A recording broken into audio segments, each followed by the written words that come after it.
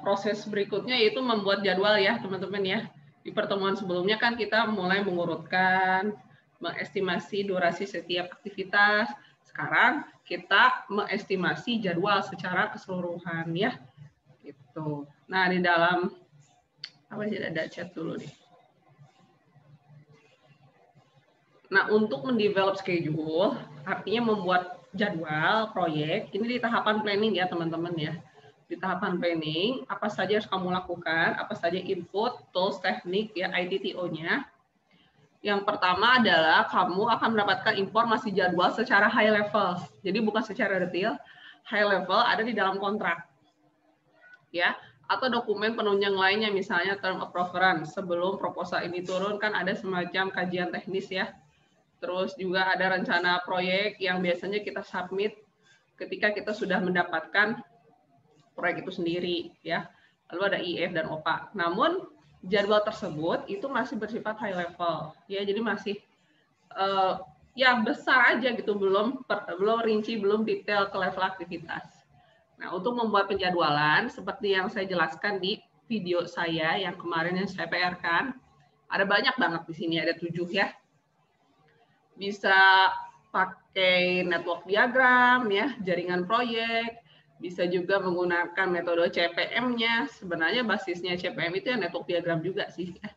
Terus mengestimasi resource. Jadi ada banyak sekali metode-metode untuk menghitung jadwal dengan pendekatan matematis ya, dengan pendekatan optimalisasi ya. Kalau anak TI ini udah familiar banget sih sebenarnya. Lalu kamu juga bisa ya, bisa menggunakan leads and lag. Nah, leads and lag kan udah saya jelasin ya. Ada pekerjaan yang bisa dilakukan secara paralel dan ada juga yang bisa dikerjakan yang memang harus seperti itu, tidak bisa dilakukan secara paralel, jadi serial aja. Lalu ada schedule compression. Schedule compression itu ketika misalnya suatu proyek yang awalnya 10 minggu, tiba-tiba harus dipersingkat menjadi 6 minggu ya, mungkin karena ada tuntutan lain yang bisa jadi dari klien, bisa jadi dari aturan, macam-macam lah, pengaruh IR dan upahnya.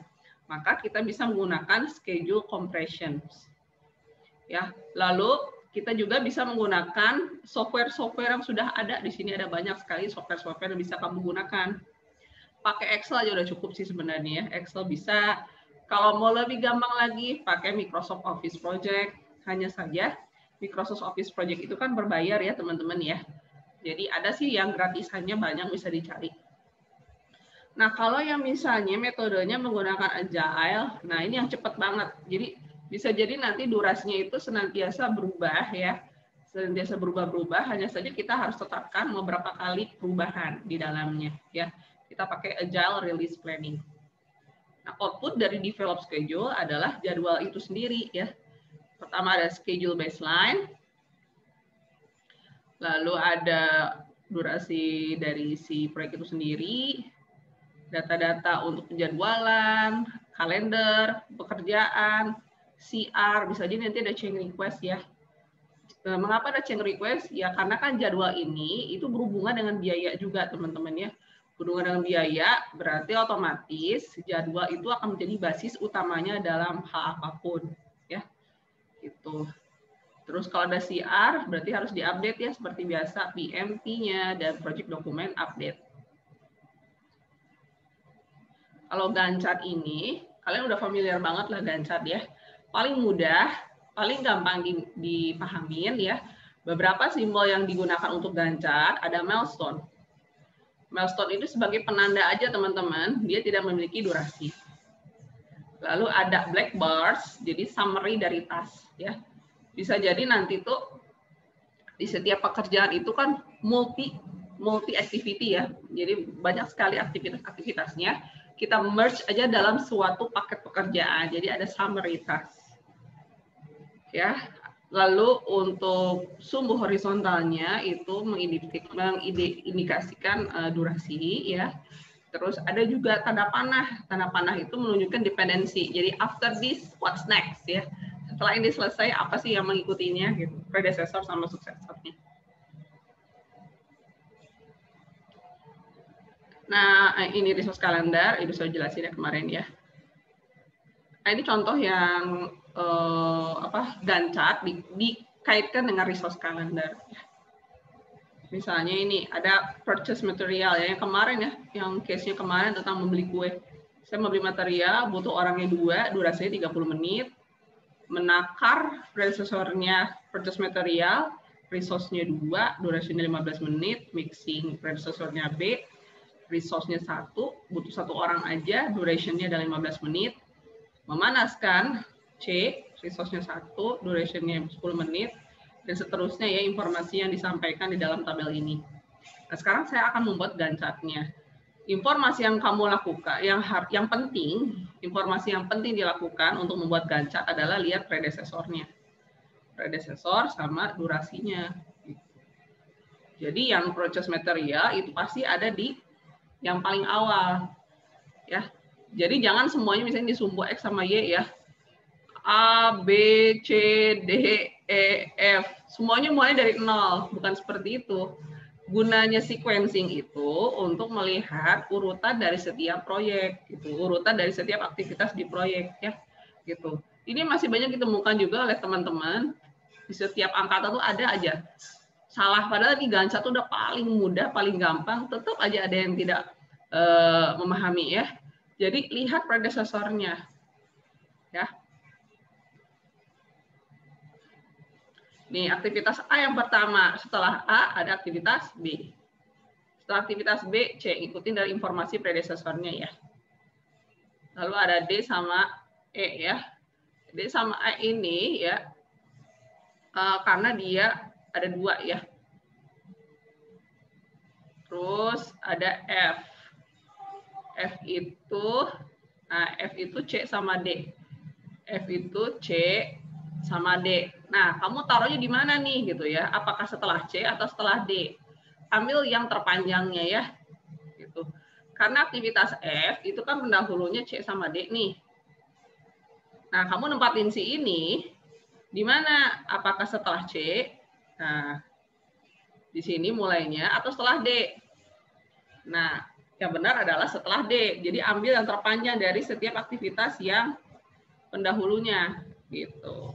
Kalau kamu taruh di sini artinya apa? C belum kelar, D belum kelar ya. Sorry, C udah kelar, D belum kelar, F sudah mulai curi start gitu. Ya, bisa jadi nanti logikanya terganggu kalau memang pekerjaan itu tidak bisa digabung. Ya. Lalu di dalam Gantt juga ada tanda panah. Tanda panah itu artinya si A sama B ini dependensinya kuat banget gitu ya. Finish to start ya, kalau masih ingat. Finish A, B, start. Finish B, C, start gitu. Ini tanda panahnya seperti ini. Nah, yang ini bisa dikerjakan secara apa ya, independen gitu. Ya. D sama E. Bisa jadi nanti D dulu atau E dulu ya di sini karena dia ada semacam slack atau total float ya, yang sudah belajar di channel YouTube saya tentang total float, kalian pasti paham ya sejumlah waktu ya antara early start sama early startnya ke next activity gitu ya itu. Lalu di sini ada summary task gitu ya. Ini ada summary task, bisa jadi ini masuk ke dalam paket pekerjaan. Lalu ada summary task yang ini sama ini. Jadi summary task untuk rentang antara 10 sampai 50 menit itu ada 2 aktivitas A sama B. Di rentang 50 sampai 120 menit ada aktivitas C, D, E sama F. Gitu ya. Terus Bu, di sini kok ada milestone. Gimana sih cara buat milestone? Pertama, secara di lapangan kita gunakan milestone dari KPI, Key Performance Indicator-nya di kontrak. Ya, di kontrak itu misalnya tiap periode tertentu kita akan dicek oleh si klien. Nah, itu waktunya kapan aja ya. Itu kamu bisa taruh di sini diamond. Kalau udah sampai sini artinya apa? A, B, C harus sudah selesai gitu aja. Terus ada milestone checking, berarti D sama E gitu. Ya. Si milestone ini dia tidak memiliki durasi, dia hanya sebagai penanda aja. Cuman kegunaannya besar. Si milestone ini akan dilaporkan ke stakeholder luar, terutama yang memiliki posisi lebih tinggi, pemegang keputusan. They don't care about Gantt chart, they don't care about the dependency. Biasanya dia lebih cek ini aja.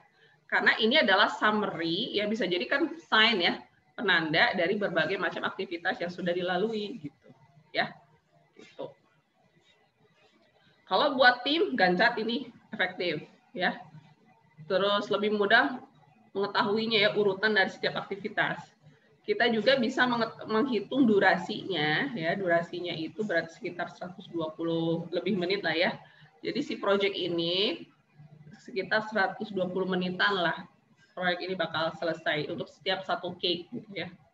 Itu contohnya ya.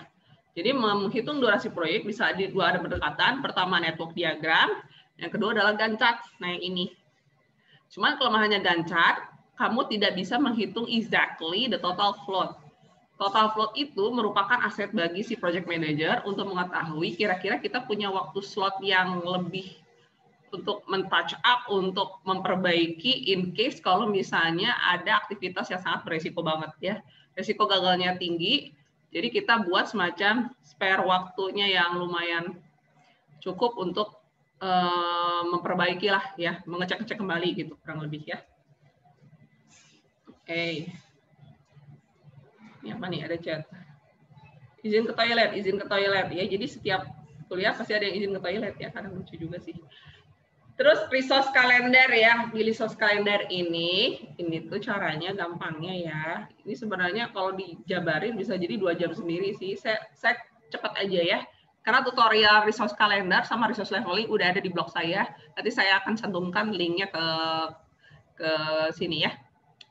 Nah, cara membuat resource calendar itu adalah untuk mengetahui setiap durasinya di proyek itu butuh berapa orang, butuh berapa tools, butuh berapa mesin, ya macam-macam. Karena resource itu kan bisa jadi orang, bisa jadi mesin, bisa jadi peralatan yang digunakan di dalam proyek gitu, ya.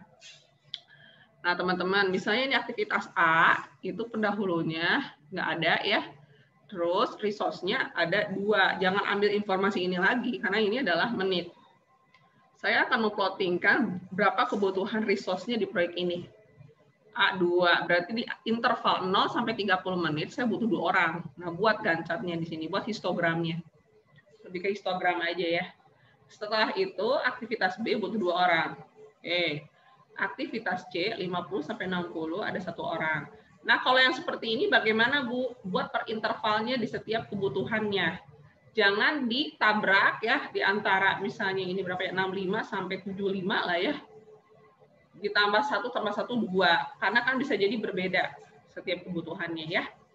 Dari 60 sampai 70, 1 tambah 1 2. Dari 70 sampai 70 ini berapa ya? Ya anggap aja sekitar 75.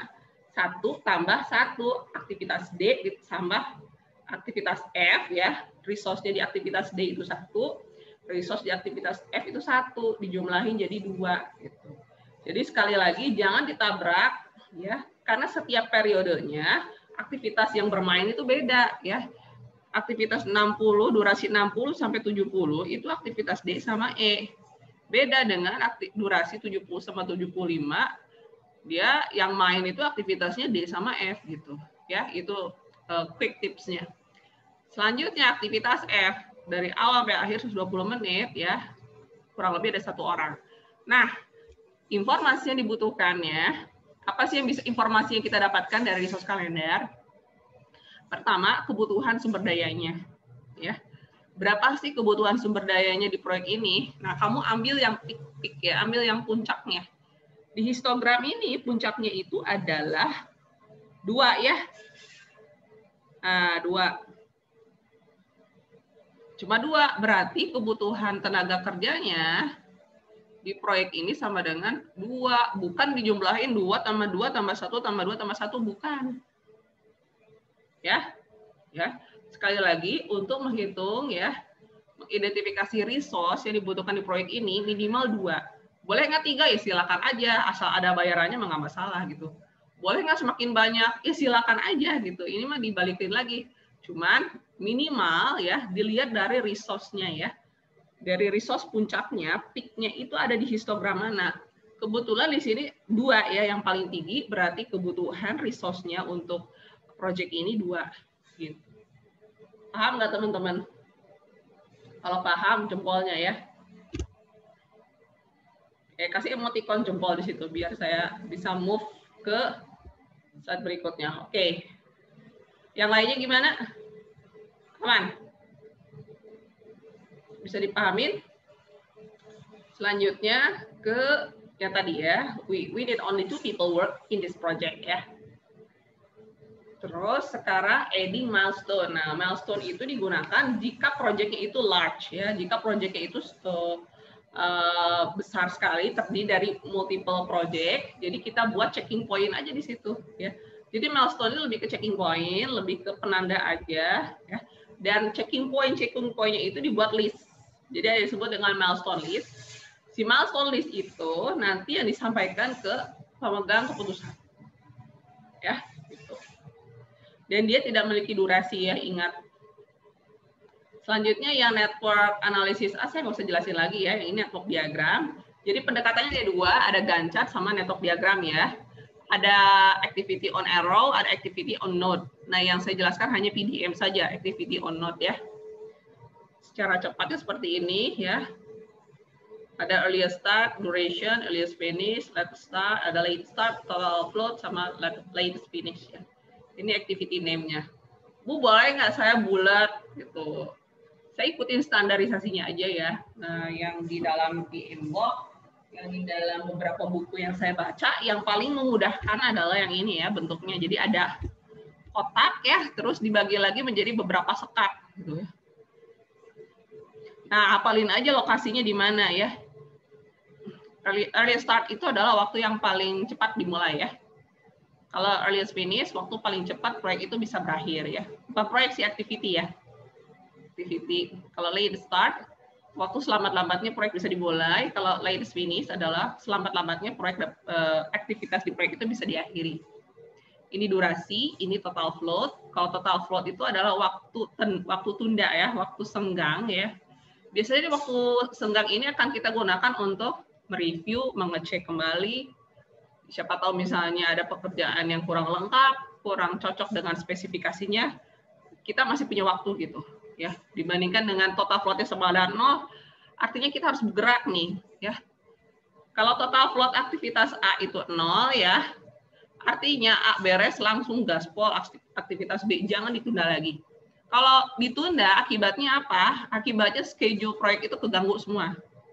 Ya, misalnya proyek ini memiliki durasi proyeknya 20 lah ya. 20. Aktivitas A sama B ya, aktivitas A sama B ini artinya harus dilakukan secara sekuensial. A beres, baru B itu bisa bekerja. Ternyata waktu tundanya kamu ganggu gitu ya. Yang awalnya 0, kamu malah 1 minggu molor. Ya wes, ini tambah 1 minggu lagi aja ya. Jadi 21 minggu ya, dari awalnya 20 minggu jadi 21 minggu. Ya setiap minggunya itu kan berharga ya kalau di proyek, bahkan kalau proyeknya itu crash ya, agile, setiap jamnya itu sangat berharga untuk setiap aktivitas ya. Oleh karena itu kita nggak boleh telat. Ya, activity on arrow ya, aktivitas terus ada arrow-nya. Arrow-nya itu adalah relationship ya. Lalu ada total float, ada free float, ada project float. Ya, jadi float itu adalah aset ya. Nama lainnya float itu adalah slack. Jadi kalau bisa ditanya apa sih total slack, total float itu sama aja. Sejumlah waktu yang tidak yang berharga lah, kalau secara summary-nya waktu yang sangat berharga bagi project manager, bisa kita gunakan tanpa mengganggu ya aktivitas selanjutnya. Tanpa mengganggu aktivitas berikutnya, itu bisa jadi telat itu enggak ya, tidak akan mengganggu ke project date-nya. Nah, jangan sampai diganggu total float-nya ya. Kalau melebihi dari ketentuan total float, maka project akhirnya bakal keganggu juga. Ya, gitu. Ini rumus-rumusnya ya. Untuk menghitung earliest finish, berarti earliest start tambah duration tambah 1. Ini kenapa 1 sih? Artinya apa sih 1? 1 ini given ya, jadi jangan ditambah jadi 2 gitu. 1 itu memang activity on node plus 1. 1 itu dianggap 1 hari kerja gitu loh, 1 hari kerja. Jadi dari pukul 8 sampai rata-rata jam 8 sampai jam 5 gitu. Kalau realitanya yang activity on node yang zero method itu artinya misalnya ya project itu nggak dianggap sehari gitu. Jadi kalau misal project itu cuma 3 jam pekerjaannya langsung gaspol ke pekerjaan berikutnya di hari yang sama, itu kan kurang mencerminkan keadaan sebenarnya ya. Gitu. Jadi kita pakai yang +1, jauh lebih realistis dan jauh lebih bisa diterapkan nanti di lapangan teman-teman ya. Lalu menghitung latest start ya, latest start nanti adalah latest finish. Jadi ada yang forward, ada yang backward ya. Gitu, ada yang forward sama backward. Untuk menghitung latest start-nya adalah latest finish. Nah, dibagi apa? Di reverse aja ini rumus awalnya. Jadi cara ngapalinnya adalah hafalin rumus awalnya, sisanya itu dibalikin. Jadi awalnya positif jadi negatif, negatif jadi positif gitu. Ya. Gitu. Terus ini silakan di latihan di rumah ya, silakan dilatih aja bagaimana cara membuat network diagram ya. Pertama jangan diisi dulu aja semuanya ya, kita buat dulu predecessornya ya dari masing-masing aktivitas. Misalnya di sini ada aktivitas A, pendahulunya tidak ada, berarti A ditaruh setelah start. Gitu. Lalu aktivitas B itu A ya. Nah, ini setelah itu ada aktivitas C. Ya, D itu setelah C, setelah C berarti ada yang menyebar. Yang F juga C sama D ya, C sama D. Berarti ada tanda panah masuk sini. Ya. Terus F. Nah, kalian jangan ngegantung kayak gini, kasih not tambahan finish. Nah, hubungkan not paling akhir yaitu kan si F sama E ya. Hubungkan ke sini. Gitu caranya. Kalau di soal sertifikasi, untuk menghitung network diagram, maksimal 3 menit. Udah 3 menit, jangan jadi 5 menit. Karena kalau 5 menit, mending tembak. Kalau soal sertifikasi ya, realitanya seperti itu. Karena ada beberapa yang, penasaran, gemes banget. Soalnya kan soalnya tuh kan kadang bikin gemes gitu ya. Penasaran terus. Pokoknya jangan kalian terjebak oleh rasa penasaran itu ya. Jadi mending tembak aja kalau saran saya ya pada saat sertifikasi. Nanti useless lah, waktunya kebuang sia-sia untuk memenuhi rasa penasaran kamu gitu. Nah, selanjutnya kita isi earlier start semuanya dan secara forward ya. Jadi realitanya kamu mengerjakan dari sisi atas dulu ya. Yang ini tuh belum ketahuan lah ya. Ini semuanya isi ya. Ini 1 tambah 30 minus 1 30. Nah, tambah 1 lagi ke sini, jadi 31, jangan 30. 31 tambah 15, kurangi 1. Satunya adalah given 45, jangan langsung robos 45 di sini, langsung 46. 46 tambah 15, kurangi 1, 60. Nah, di sini ada banyak nih cabangnya nih. Ya. Taruh di sini 61, taruh di sini 61. Nah, masalahnya ketika di F, ada 2 persimpangan ya. Ada yang masuk ke sini 61, ada yang masuk ke sini 71. Nah, untuk forward pass cari yang paling besar ya. Ya, use highest value on join ya. Jadi yang paling tinggi. Yang paling tinggi ada 70, jadi yang masuknya ada 71. Itu untuk yang forward pass, yang maju terus. Oke, selanjutnya 71 tambah 120 kurangi 1 adalah 190. Ya. 190 ini adalah durasi aktivitasnya ya. Kurang lebih ya. Nah, karena ini yang paling akhir, teman-teman ya, F sama itu kan paling akhir. Nah, latest start-nya itu ya atau latest finish-nya itu akan menjadi nilai yang sama. 190, 190. Udah isi secara otomatis. Sekarang dibalik ya, untuk menghitung latest start, latest finish dikurangi durasi, ini durasinya ditambah 1, dibalik aja rumusnya. 190 kurangi 120 ditambah 1, 71. Yang ini sama juga automatically input ya, karena berdasarkan dari not terakhir diambil dari earliest finish-nya yang backward pass 190. 190 kurangi 5 ya. ditambah 1 jadi 186. Gitu. Nah, hati-hati untuk yang percabangan begini ya. Ada 3 angka yang akan masuk. Di sini 71, berarti di sini 70 ya. Kebalikannya. Jangan jadi 71 di sini karena kita backward berarti dikurangin. 71 masuk ke sini 70 ya. 70 kurangi 10 tambah 1 61. Nah, di sini ada yang masuk 60, di sini ada yang masuk 70, di sini ada yang masuk 185. Mana yang kamu pilih? Kalau backward, use the lowest value. Jadi yang paling kecil itu 60, masukin di sini 60. Dari sini ya. Dari lay the start-nya 61 dikurangi 1 jadi 60. Oke. 60 dikurangi 15 ditambah 1 jadi 46.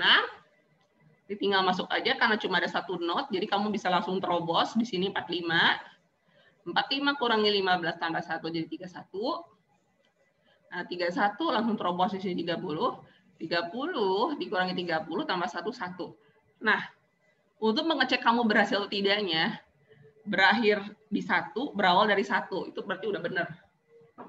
Kalau misalnya ya kamu ngitung di akhir, ternyata plus 5 di sininya, oh itu salah ya. Jadi start pertama itu pasti 1 1. Gitu. Ya. Oke, terus cara mengeceknya lagi bisa menggunakan total float ya. Terus dihitung mana yang memiliki lintasan terpanjang. Nah, cara menghitung lintasan terpanjang jumlahin aja. Di sini kan ada banyak tuh. Ada banyak apa? Ada banyak caranya ya. A, B, C, D, F. A, B, C, F. A, B, C, E, finish. Di antara 3 itu mana yang paling panjang durasinya, ya itu akan menjadi durasi proyek sepenuhnya. Ya, 190 ini adalah yang paling panjang ya.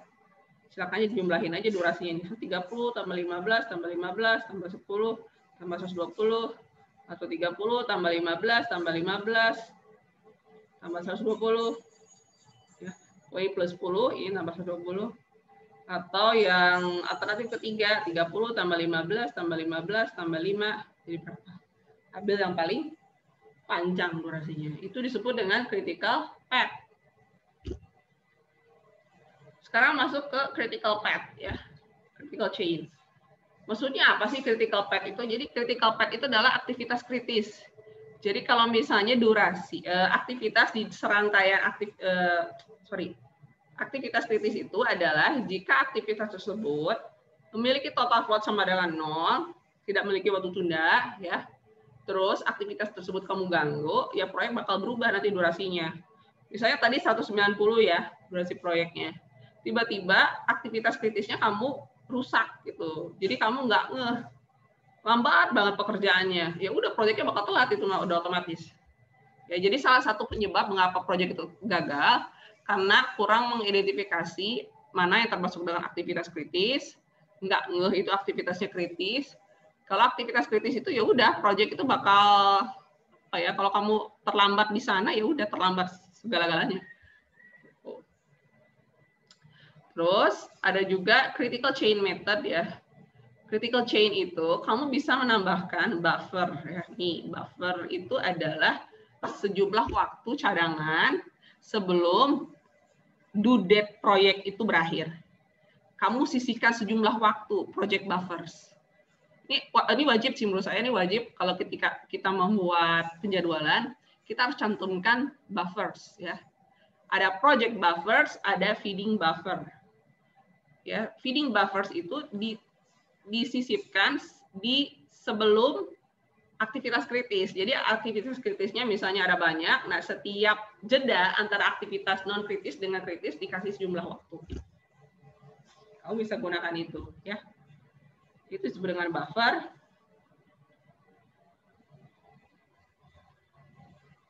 Nah ini contohnya, ini misalnya lintasan kritis, apa lagi nih? Izin ke toilet, banyak banget yang ke toilet ya.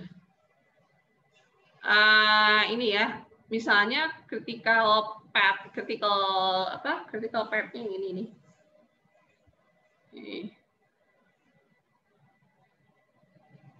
Ya, terus ada feeding buffer, ada project buffer. Jadi sebelum aktivitas, ini kan aktivitas kritis. Sebelum aktivitas kritis, kamu sisipkan feeding buffer. Misalnya ini 2, ini mulainya 5, kamu kasih waktu jumlah 3 lah buat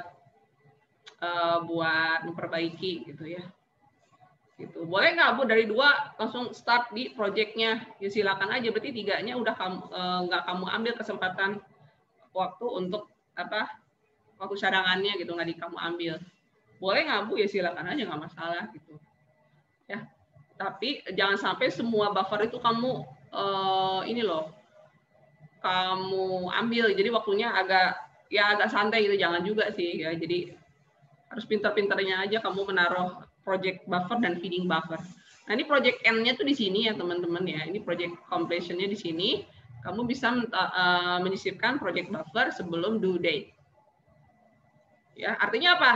Di sisi ini semua proyek udah kelar dulu. Di fase-fase begini ya, kamu bisa mengecek. Jadi prosesnya ngecek. Jadi nggak di sini nih kamu berakhirnya. Kamu sudah jauh lebih cepat pekerjaannya. Nah, ini yang biasanya saya berikan nanti ke tim. Saya akan berikan proyek yang saya challenge dulu tim. Bisa nggak kayak gini? Kalau kata tim oke, ya udah ini akan saya kasih. Tapi kalau kata tim ini nggak bisa gitu, ya udah saya akan mungkin project buffernya saya akan kecilkan waktunya ya. Ya pinter-pinternya aja nanti. Lalu ada compression, jadi mempersingkat durasi project ya. Bisa 2, bisa compressing, bisa fast tracking, bisa jadi menambah waktu lembur. Gitu ya. Jadi saya kasih keterangan ya, mana sih? Saya kasih ini dulu deh, semacam catatan ya. Jadi kalau project itu telat, ada berbagai macam alternatif. Yang satu adalah scheduling compression dengan crash. Kalau crash, efeknya adalah nambah biaya. Itu satu. Jadi pekerjaan biasanya 5 orang ditambah 3 orang untuk mempersingkat durasi proyek. Jadi ada beberapa aktivitas kalau ditambah resource-nya jauh lebih cepat. Gitu.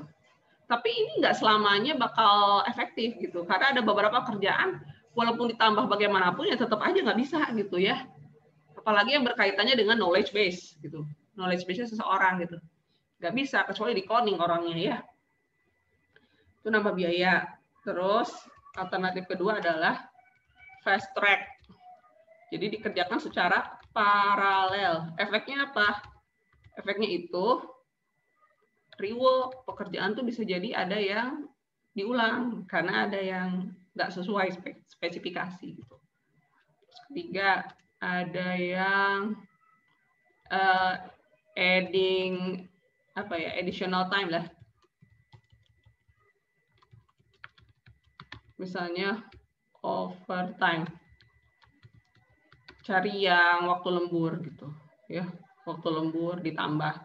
Cuman nanti nambah biaya juga. Dan nambah apa lagi? Nambah penyakit ya, capek itu pekerjaannya ya. Bisa jadi nanti burn out. Capek nanti si timnya. Terus bisa juga menggunakan cek resource.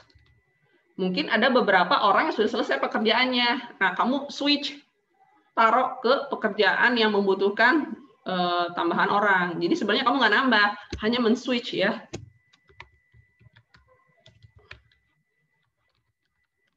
Switching resource. Nggak nambah orang, cuman men-switch. Tapi orang tersebut nanti double pekerjaannya. Harus dibayar juga. Gitu ya. Ya, ada tambahan biaya juga. Itu juga kalau mau orangnya ya. Kalau misalnya orangnya nggak mau, susah ya. Itu bisa ya. Cek resource.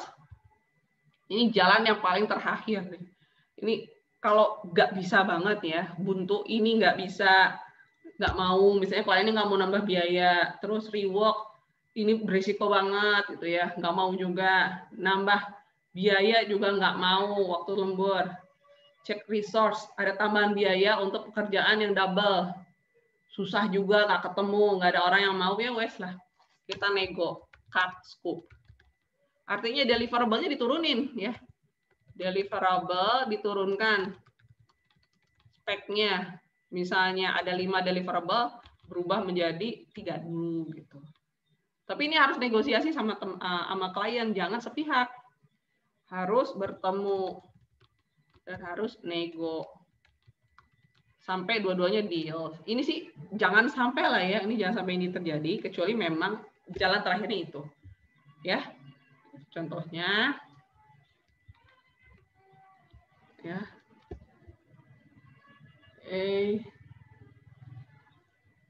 Kita lanjut lagi ke PowerPoint selanjutnya. Ya, ini crashing. Crashing itu selalu menambah biaya ya. Karena kan banyak user yang terlibat. Ini nggak usah lah, ini biasa diajarinya di Mampro. Mampro wajib sih. Mampro wajibnya anak ke Prof. Jadi intinya konsepnya adalah menambah orang. Jadi kalau menambah orang berarti menambah biaya juga gitu. Nggak usah. Ini keterangannya yang tadi ya. Fast track, crash, reduce scope, cut quality. Nah ini ya. Boleh nggak saya cutting quality ya? Ini yang paling rendah banget sih sebenarnya ya. Reduce scope masih mending ya. Kalau cutting quality itu jadi kualitasnya diturunkan. Nah, ini hati-hati. Bisa jadi ini yang terbaik, bisa jadi ini malah hasilnya counter intuitif ya hasilnya ya. Jadi hasilnya justru malah bumerang ya. Karena quality ini berhubungan dengan kesesuaian dengan harapan customer. Ya sampaikan aja gitu. Kalau bisa dipersingkat waktunya, kualitasnya bisa jadi menurun gitu. Ya, ini lebih ke negosiasi sih sebenarnya. Kalau secara realitanya boleh nggak cutting quality? Wah, ini bahaya banget kalau proyeknya itu bersifat apa ya? Keselamatan. Boleh nggak cutting quality? Ngeri ya, bisa jadi nanti banyak sekali akibatnya ya. Jadi nggak hanya dari sisi proyek aja, ke depannya bisa jadi nanti bisa jadi kecelakaan, bisa jadi ada bencana gitu ya, macam-macam. Ya, jadi nggak opsi yang kita inginkan lah kalau cutting quality itu. Lalu output dari develop schedule, network diagram, ya ada milestone, ada bar chart. Nah, sekarang bagaimana memantau kinerja proyek ya. Nah, yang tadi kan di fase planning semua ya kita buat penjadwalannya.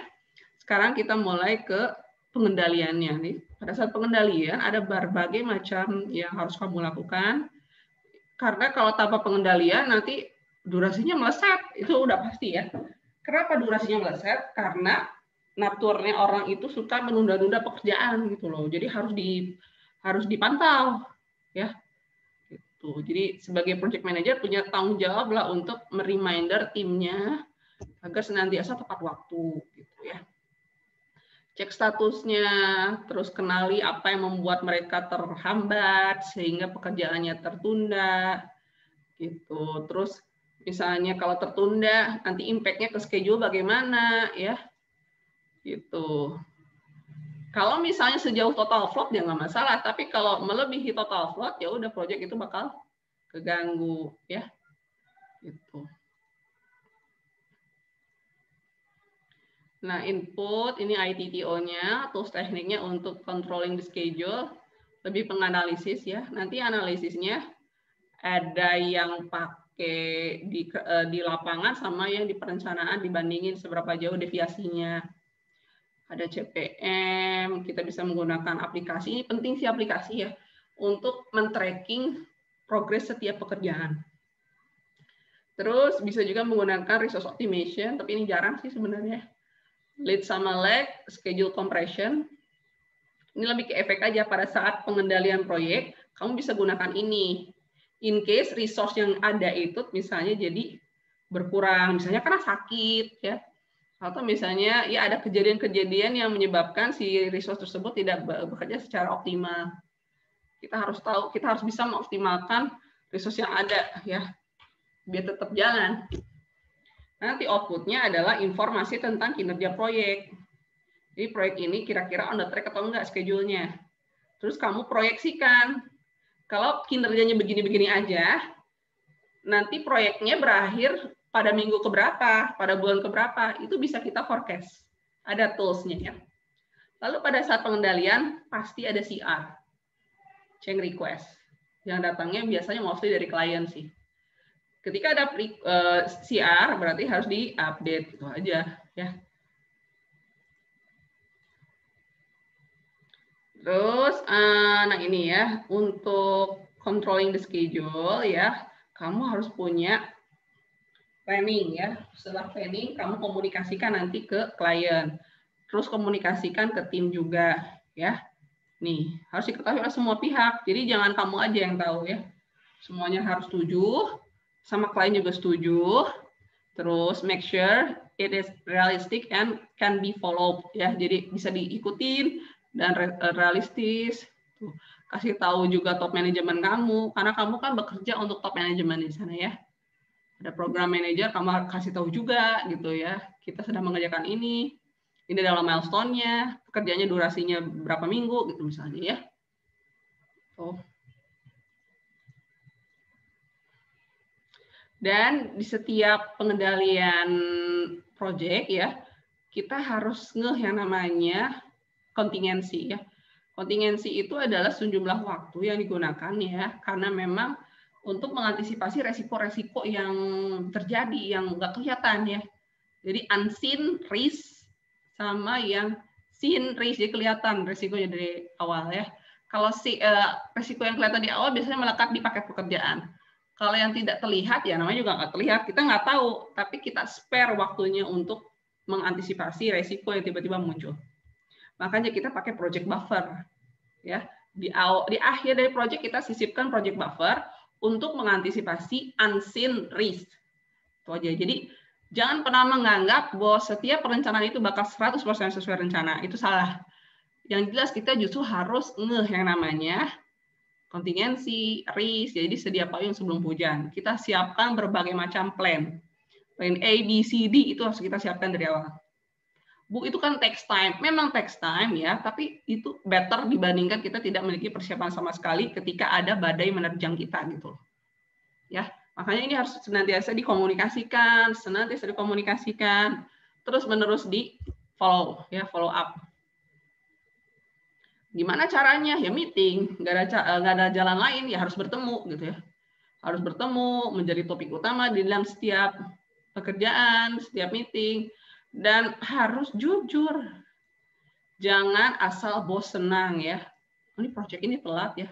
Yaudah deh, kita manipulasi aja lah. Soalnya kalau misalnya kita ngomong apa adanya, nanti kita dimarahin. Nah, itu nggak boleh ya. Jadi tell the truth, be clear and honest gitu tentang jadwal. Karena jadwal ini memang cikal bakal dari perseteruan biasanya, Maya. Gitu, permasalahan konflik itu bisa dari jadwal dulu sih. Oh.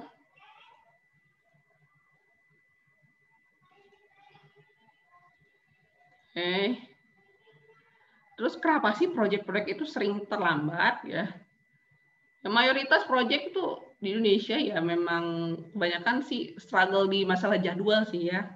Tapi kenapa sih? Nah, ini adalah beberapa mungkin pendekatannya bisa menjawab permasalahan tersebut ya. Beberapa project manager menggunakan hanya satu waktu gitu ya. Padahal dalam secara teori kan ada 3 waktu. Ada pesimis, most likely, sama waktu normal. Jadi lebih baik ya kita menggunakan ya kita mengenerate berbagai macam waktu aja, kita buat skenario-nya aja. Ya. Jadi lebih banyak menggunakan waktu most likely, jadi waktu normal ya. Gitu. Nah, kalau hanya waktu normal saja ya bisa jadi nanti ada plus minusnya gitu. Ya. Terus habitnya manusia itu memang suka menunda-nunda gitu ya. Nggak tahu kenapa ya. Jadi kita harus sering reminder aja gitu ya, sering remindernya tim gitu. Buat KPI-nya ya, buat targetannya senantiasa dipantau. Makanya ada pengawas di sana ya. Waspang kok di lapangan tuh pengawas lapangan. Ya tujuannya untuk memantau aja biar bekerja gitu ya. Karena kalau misalnya tanpa pengawasan, santai aja lah. Toh nanti kan kita dibayar gitu ya. Ya jangan ya gitu. Nanti di bab project resource akan saya bahas tipikal orang-orang ya. Ada orang yang nggak suka dipantau, ada orang yang kalau nggak dipantau nggak akan ngerjain kerjaannya, ada yang parasit, macam-macam ya, orang itu karakternya seperti itu. Jadi kita harus buat KPI-nya masing-masing tim tersebut agar ya pekerjaannya bisa tepat waktu gitu, karena orang tersebut kan aset ya. Terus vendornya kebanyakan garap proyek gitu ya. Wah, biasanya kalau di akhir tahun itu proyek banyak banget turun karena untuk penyerapan dana ya. Wah, diambil semuanya ya karena kan nilainya lumayan gitu. Tapi kalau kebanyakan kita mengerjakan berarti ada proyek yang dianaktirikan. Ya. Jadi bagaimana ya, Bu? Nah, kalau proyeknya itu adalah nilainya tinggi banget ya mending ambil aja satu. Tapi kalau misalnya proyeknya middle, low to middle dari sisi kontraknya, karena kan semakin tinggi nilai kontrak semakin berisiko. Ambil satu aja, nggak usah jadi nambah-nambah lagi. Tapi kalau misalnya low to middle ya kamu bolehlah 3 itu udah paling maksimal sih menurut saya ya gitu. Untuk yang skalanya yang rendah gitu. Tapi kalau yang tinggi ya, yang multi stakeholder, mostly project-project BUMN, jangan coba-coba lah ngambil lebih dari satu itu, kecuali kalau kamu memiliki tim yang solid, yang percaya bahwa mereka bakal mengerjakan secara tepat waktu, komunikasinya lancar ya silakan gitu, boleh ambil lebih dari satu. Tapi kalau kamu tidak make sure di situ, ya udah jangan coba-coba gitu ya. Karena jangan sampai mengecewakan klien ya. Terus terlalu percaya diri. Jadi terlalu percaya diri awal. Oh, kita pasti bisa. Yakin 2 bulan kelar gitu ya. Overconfidence di awal. Karena dia nggak tahu di lapangan itu seperti apa. Badai apa yang akan kita temuin. Jadi jangan terlalu over percaya diri. Tetap melihat ya ke tim seperti apa kemampuannya. Kita melihat juga bagaimana dari sisi top manajemennya, apakah support. Karena kalau ada masalah, nanti top manajemennya akan turut campur ya di kita ya. Program manajer itu harus tahu gitu. Jadi tetap humble, tetap berpikir plan A, B, C, D ya, itu jauh lebih baik ya dibandingkan dengan kita overconfident. Udah, sekian gitu aja teman-teman. Ada yang mau ditanyakan?